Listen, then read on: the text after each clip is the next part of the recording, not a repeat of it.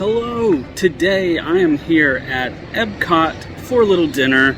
Just a nice relaxing evening trip, but there are a few things that I did want to talk about in regards to announcements from Disney.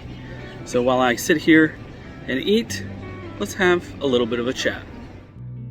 For anybody unfamiliar with the news that Disney has announced just within the last couple days as of recording this, there are 5 pretty major things that Disney has announced, backtracking on some of the restrictions and limitations on visiting Walt Disney World. The first of which is the return of the Disney Dining Plan. Now, for anybody unfamiliar with the Disney Dining Plan, this is just a vacation plan that you can select when you are booking your vacation that essentially prepays for your meals. You can select from a quick service dining plan, or you can use a full service dining plan, basically.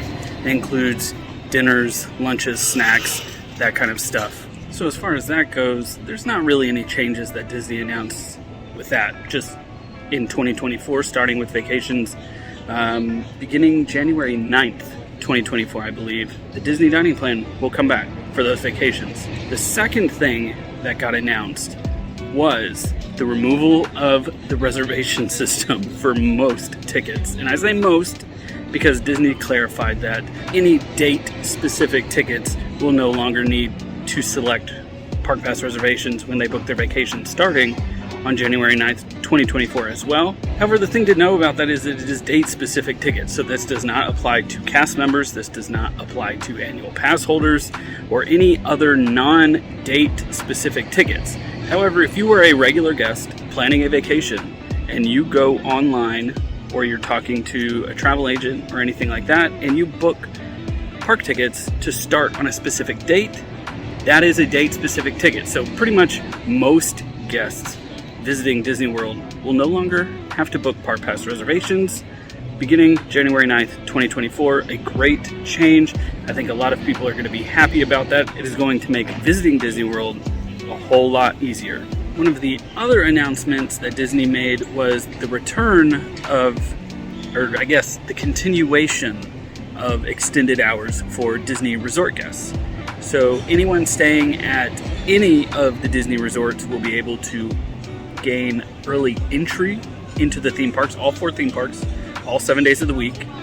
And then Disney's Deluxe and Deluxe Villa Resort guests will be able to continue making use of extended evening hours. Both of those will continue through 2024. So if you're staying on property, more time to spend in the parks.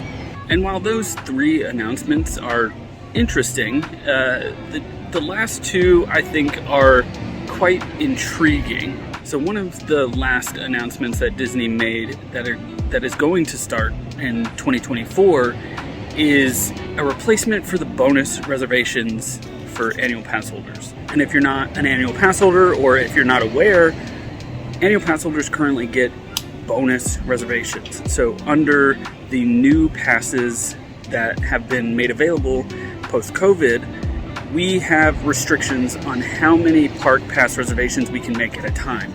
So for example, the Pixie Dust Pass, the lowest available pass, can only book 3 park passes at once. They can only hold 3 park passes at once. However, Disney has started releasing bonus reservations for certain parks on certain days, which allow annual pass holders to book a reservation for that park without it counting towards their overall reservation limit. This is helpful in regards to, holding more reservations than what you're allotted, but it doesn't really improve the no planning aspect that is nice about having an annual pass. So now Disney has announced Good-to-Go days. And Good-to-Go days are going to replace bonus reservations starting in 2024. And these will be designated days and designated parks where annual pass holders can just go into that park on that day without needing any reservation prior to 2 p.m. So recently, Disney dropped the requirement for a Park Pass reservation in the theme parks after 2 p.m., except for Magic Kingdom, which still needs a Park Pass reservation on the weekends. However, with these Good-to-Go days, annual pass holders will no longer need a reservation to enter that specific park on that specific day that Disney designates.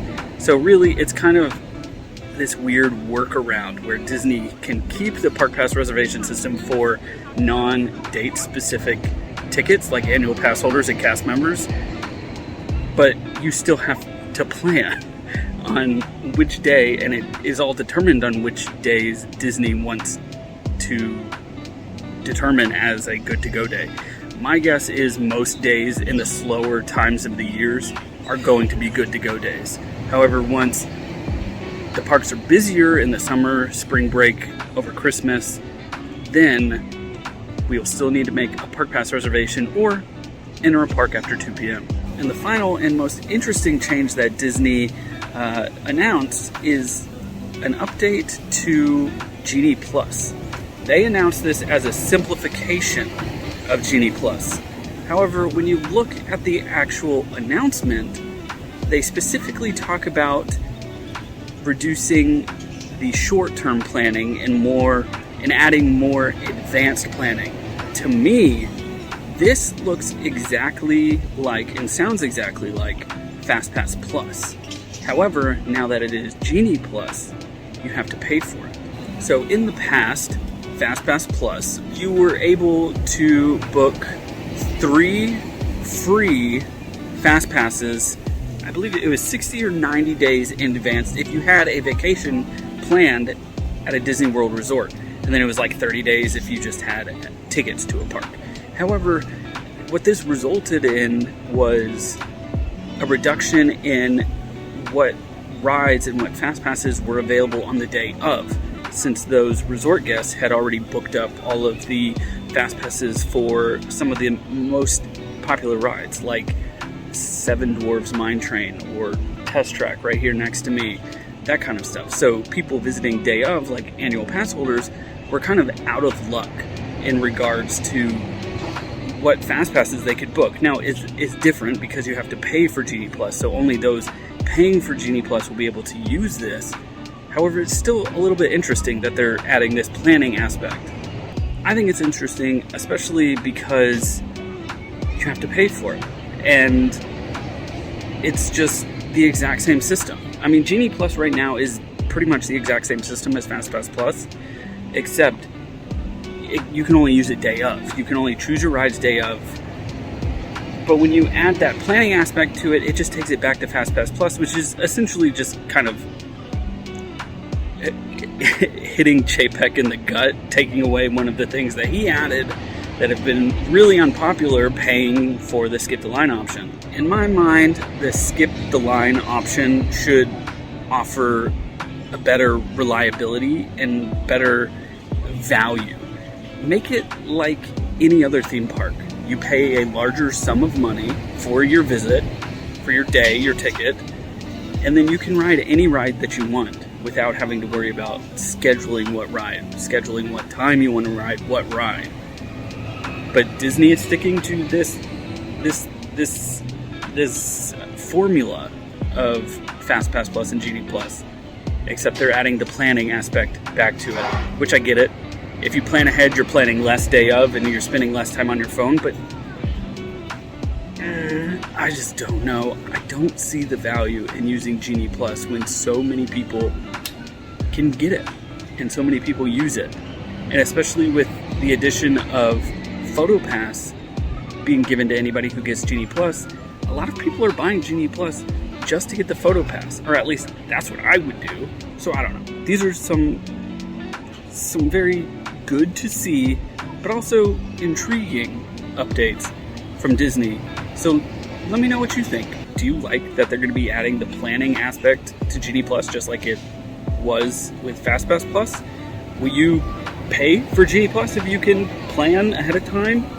And what are your thoughts on the removal of reservations? I'm sure a lot of people are really happy about that one in particular. So let me know, leave a comment, start a conversation, and I'll see you all next time. I'm gonna go enjoy Epcot.